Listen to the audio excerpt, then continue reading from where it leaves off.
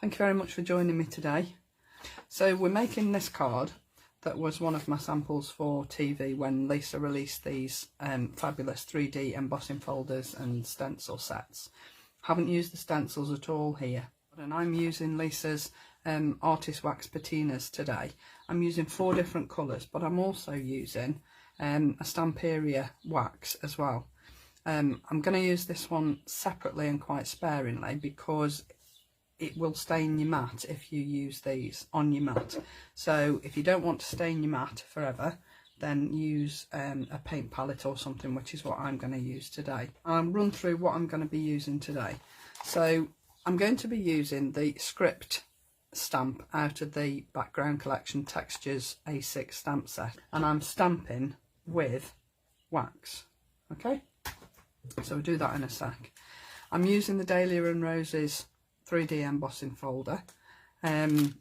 Fabulous folder this. It's the only one I've got at the moment, which is why I'm using it quite a bit, but I'm expecting Mr. Postman to deliver the rest of my goodies imminently. So I'm using this one today, but I'm only using the embossing folder and the die.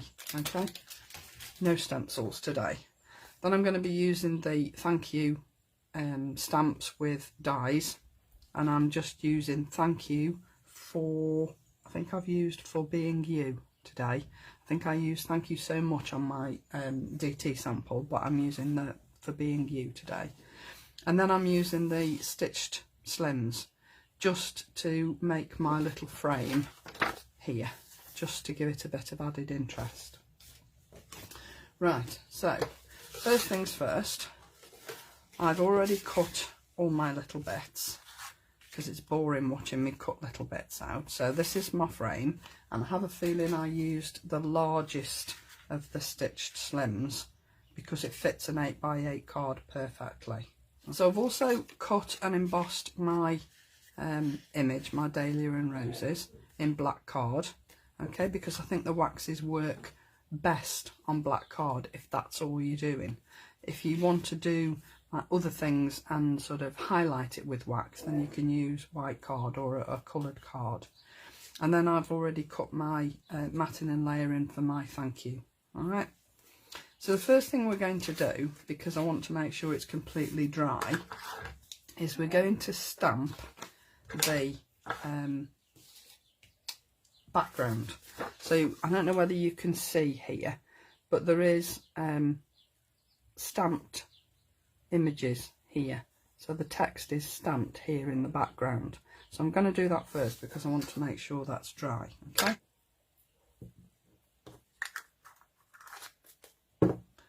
and the weeniest bit of water just to give this some movement.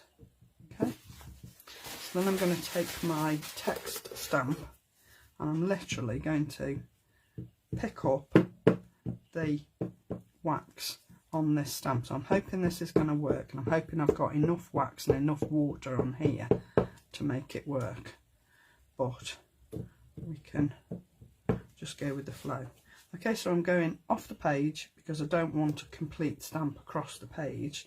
I just want a hint of text. See how that's worked? And that's perfect. That's exactly what I want. So I'm going to go back in here with my stamp. Then I'm coming down here again off the edge.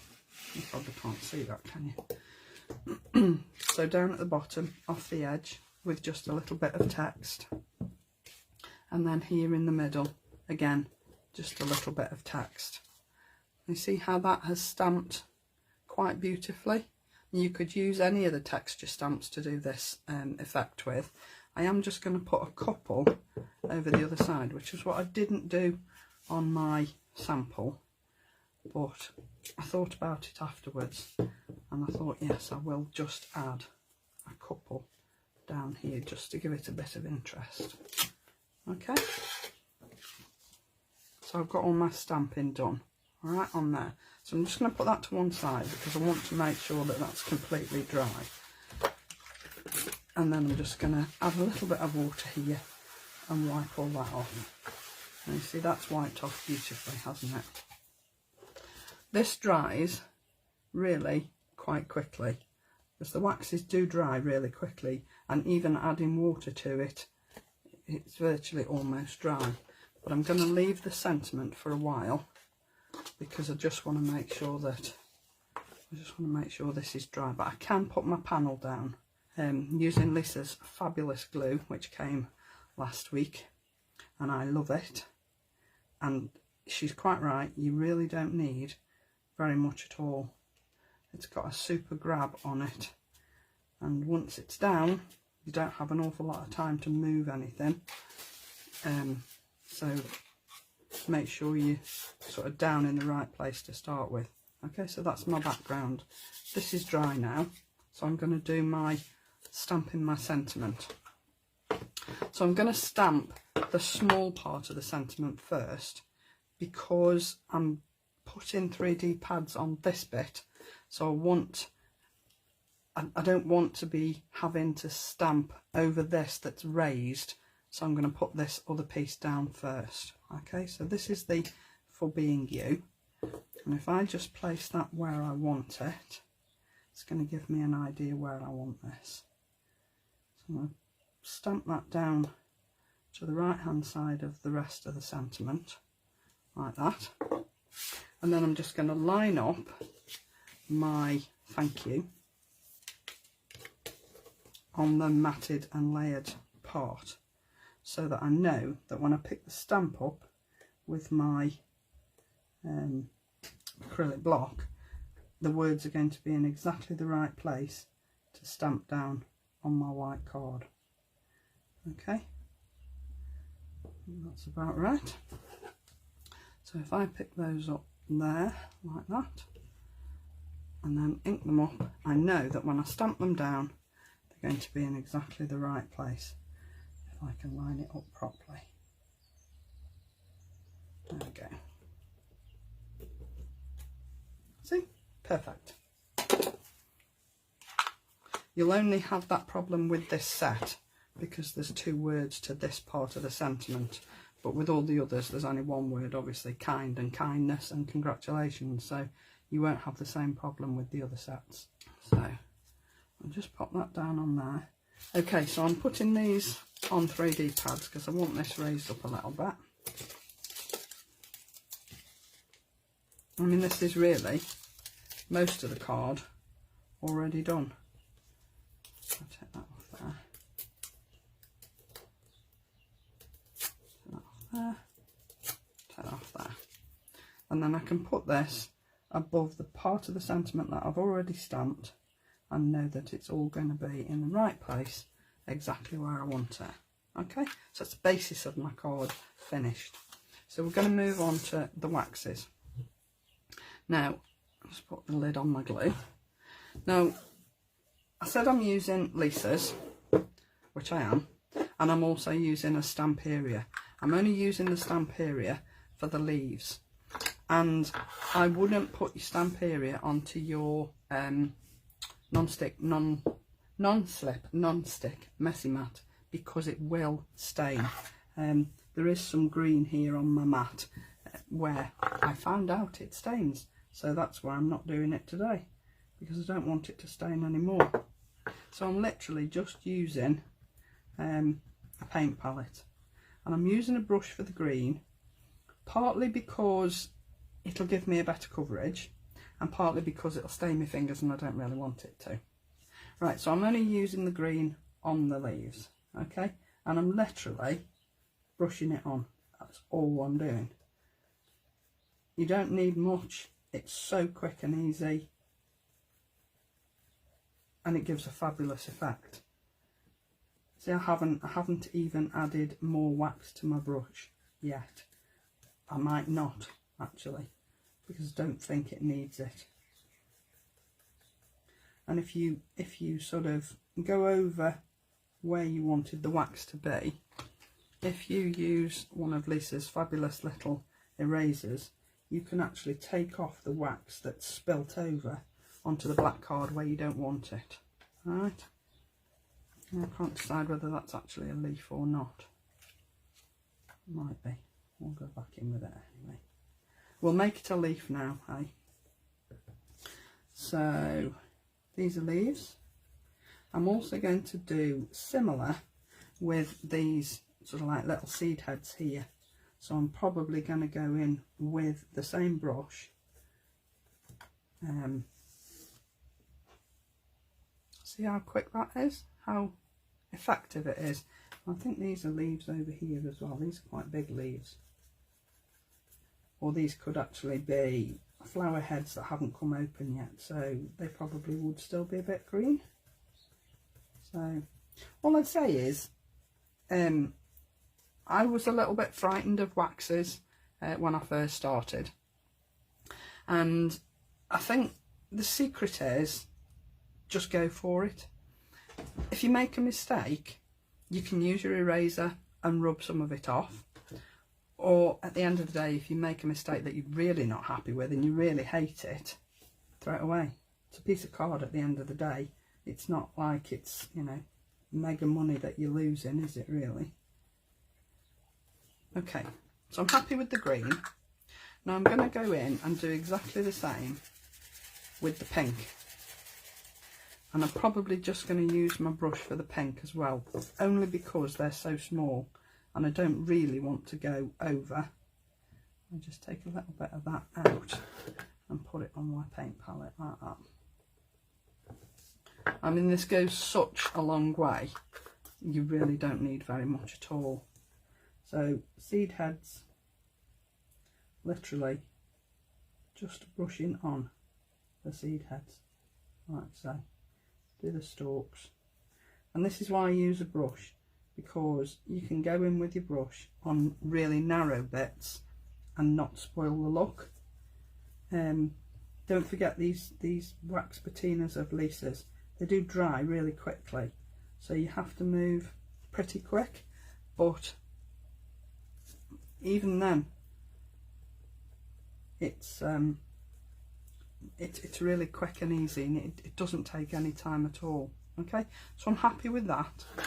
I've done the leaves, I've done the seed heads, so I'm going to put the pink to one side, and then I'm going to be using the vintage gold, the golden chameleon, and the copper pot. And I'm literally just adding these one at a time randomly. I have no plan as to what I'm putting where, and I'm not worried if, when you start, you might think, oh, I don't like this, it's going to look awful. All I'd say is wait until you've completely finished. Don't judge what you're doing with waxes until you've actually finished it. Because when I did this sample, I started and I really wasn't happy, but I didn't give up, I kept going. And once I'd finished, I was really happy with the result. It's just one of those things. Never judge it till you've finished, okay? And less is more. When I say less is more, I mean pressure. So put the wax on your finger, and literally I'm going in here really, really light. Worried about that one, she said. A bit heavy there, but again, I'm not worried, because I shan't decide whether I like it or I hate it until I've finished. But the lightest touch, literally lighter than light, so that you're hardly touching the card. I mean, there is absolutely zero pressure on here. I can't. I wish you could see how much pressure I'm not applying to this card. Okay, leave the copper at that, and then I'm going to go in with the gold. Don't worry about cross-contaminating your colours. They won't, because they dry so quickly. The only place it's going to dry on is on your finger, and it's really not going to make, it's not going to be a problem. So again, light touch.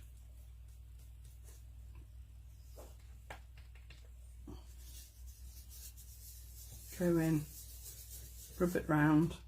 Now you'll notice that I'm taking the colour off the lid here. When I first dipped my finger in the wax, there was actually a little bit too much wax on my finger. See, that to me is too much. So if you dab it off in the lid and then go onto your image, you will get the right sort of effect. Okay, really, really easy and really, really quick.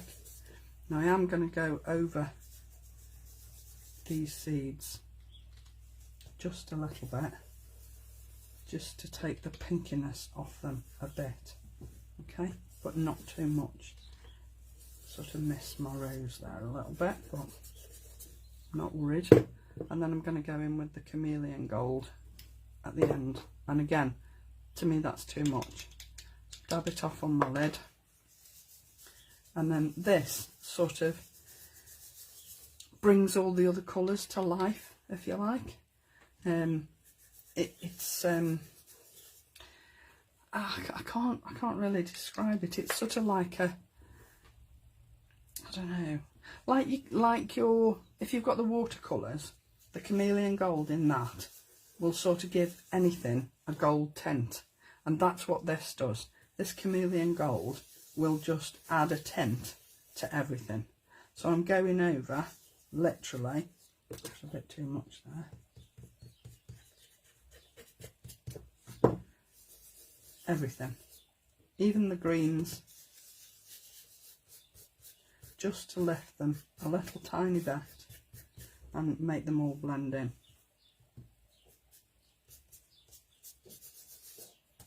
And that is literally all I'm going to do. Tiny little bit there. I'm happy with that. Just play. Don't worry about whether you think it looks a mess. Because honestly, when you look at something and you think, I don't like that, it looks hideous, trust me, if you came along and put it in the group, you will not get a bad comment, because to everybody else it will look amazing. It really will. Now you see, I'm looking at that now and I think there's too much chameleon gold in the middle here, but I'm not going to change it, because to the recipient it might look fantastic, and they don't know there's too much gold in the middle, do they? They don't know that you're not happy with it. They just know that you've spent time hand making a card and you've made it look different. So when you add it to the rest of your card, don't you think that although I think there's too much gold in the middle, the rest of the card sort of detracts from that a little bit? It does in my mind anyway. So I'm just going to add some 3D pads on the back here, because I want this raised up a little bit off the back of the card, because I just think when you're making cards, to me, if you do everything on one level, do it flat, it's great, don't get me wrong, it looks fabulous, but I think if you raise something up and give it sort of a little bit more of a 3D effect, I just think it lifts the whole card. You might like doing flat cards, I'm not saying they're wrong, they're not. To me, if you're going to spend time making something look a little bit special, then just give it that extra little boost and make it 3D and lift it off the card a little bit, and personally I think it makes all the difference. So I'm adding that on there like so. I don't want very much over here. I mean, you could add little pads under here if you wanted to. I'm not today, just purely for quickness really. But I probably would if I was making the card to send it out to somebody. Okay, so then I'm just going to add 3 little gems. These are these super sparkle gems that Lisa bought out quite a while ago now. They were a set of 4. So there was blue and black, there was silver and gold, white, and in the garden, which were sort of green and yellow. Not worried about that glue there because it'll dry clear anyway, and you won't be able to see it when it's totally finished. And I just think adding that little bit of, shouldn't have moved that, should I? Adding those gems, to me, see, when you put something down and you say, I'm not worried about that, don't touch it, because I've made it worse now. But when it dries, you won't see it, trust me. But I think that is, you can't get much more simple than a card that's just an embossed piece of card that you've added a wax to. I just think it's so simple. And this little trick with adding water to your wax and then stamping with it, I just think it gives you a whole different way of doing a background without very much effort at all. So I'm really happy with that. I think you probably spend more time cutting everything out, embossing your card and doing a little bit of stamping in the background. So once again, thanks very much for joining me for today's little live crafting session. See you all again very soon. Bye for now.